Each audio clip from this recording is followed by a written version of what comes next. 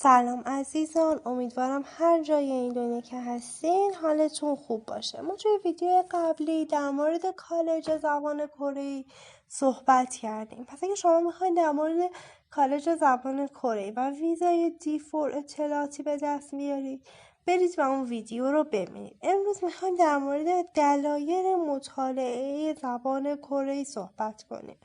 اول اینکه یادگیری هر زبان جدید باعث بهبود عملکرد مغز ما میشه و چه بهتر که اون زبانی که بلد هستید زبانی باشه که شما بهش علاقه دارید. دوم اینکه اگه شما قصد مهاجرت به کره جنوبی رو دارید، بهتره قبل از رفتن به کره حداقل تا یه سطح متوسط زبان کره‌ای رو بلد باشید، به خاطر اینکه زبان رسمی مردم اون کشور کره‌ای هستش و خب اگه شما بخواید به انگلیسی حرف بزنید قطعا براشون سخت‌تره.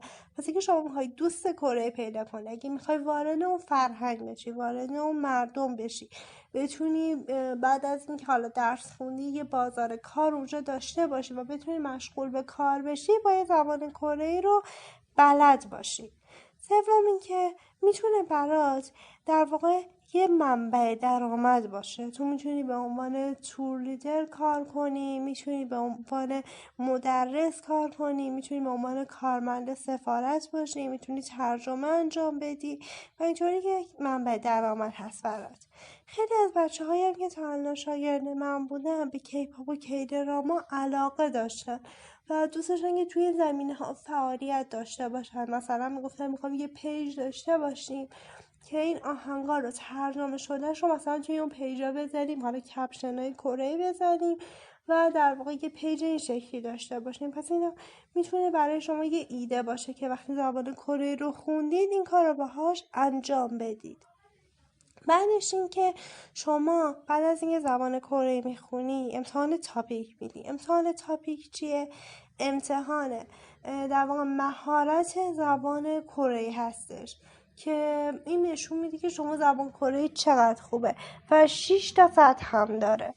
و خب شما با دادن امتحان تاپیک و ارائه دادن این مدرک به سفارت کره میتونی بهش ثابت کنی که من زبان کره‌ای رو بلد هستم و در واقع این شانس شما رو برای گرفتن بورسیه بالاتر میبره. برای بورسیه فول فاند این شانس شما رو بالاتر میبره و اصلا وقتی حتی اگه بخوای بورسیه معدل بشی باید ترم اول با توجه به اون نمره تاپیک بهت یه تخفیف میدم. به خاطر همین از این لحاظ هم میتونه به شما کمک کنه.